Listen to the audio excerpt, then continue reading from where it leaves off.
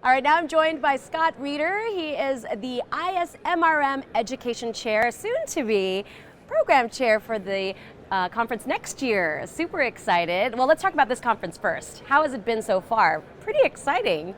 Very exciting. Yeah, there's been a lot of activity going on. I think that the convention center here is really a terrific place, and I think the buzz is that it's really going really well. Very good. And you've heard a lot from the members, right? What's the feedback been about the different programs and different workshops? Yeah, right. I mean, overall, this is sort of the standard, high quality, that the education courses, that we have a lot of great speakers in the society. The science is always great. The new thing this year, of course, is the value proposition that, the president, Jim Pipe, introduced. And I think that's been the big new thing this year. And that seems to be going very well, getting a lot of attention with that. Well, everyone definitely were talking about having their voices heard in terms of this group because they have so much to share in that field of healthcare economics, right, and making the most of imagery. Now, how did it all come together? Now, you were part of this process and this team that built this program. Is it difficult coming up with new ways to present this information and kind of keep your members engaged? Right, it's a very complex process, and really the credit for the meeting really goes to the annual meeting program committee. It's a large group of experts from a diverse area. There's MDs, there's PhDs, there's a lot of geographic diversity, and a lot of different areas from like neuroscience to abdominal imaging, musculoskeletal imaging. And so we actually very specifically target these folks to bring this variety of expertise, and so that they can assemble really a top-notch program. It's not possible for one person to know all of the different areas in the subject matter. So that's pretty much by getting a whole bunch of experts in the room and working on it together. That's the main way we do it. Definitely some high caliber speakers. We spoke to Dr. Navin and a lot of your gold medal recipients.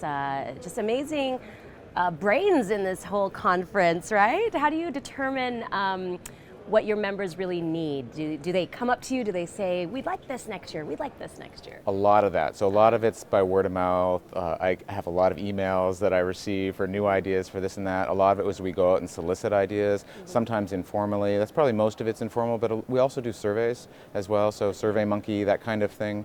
So we'll get feedback. So one example of that actually is this year we have the electronic abstract submission program that Mark Griswold initiated. And this was a major change for us, and so we wanted to know how it went. And so using online surveys, we had over 1,500 people from the society reply, and it turns out that 92% liked it as much or better than in previous years. So just one example. There's a lot of different ways that we do it. Yeah, and especially you have members from all over the world, and do you try to reach out to those people that, it is based in the US, but you have members from all over. How do you encourage everyone internationally to get involved? Well, it really isn't just based in the U.S. It really is an international society, and the head office happens to be located in California. But beyond that, the whole key is that we do have international members, and we do reach out to different sites around the world. There are chapters of the ISMRM in different countries all around the world, and so that's one of the ways that we're able to connect with different communities in the MRI world.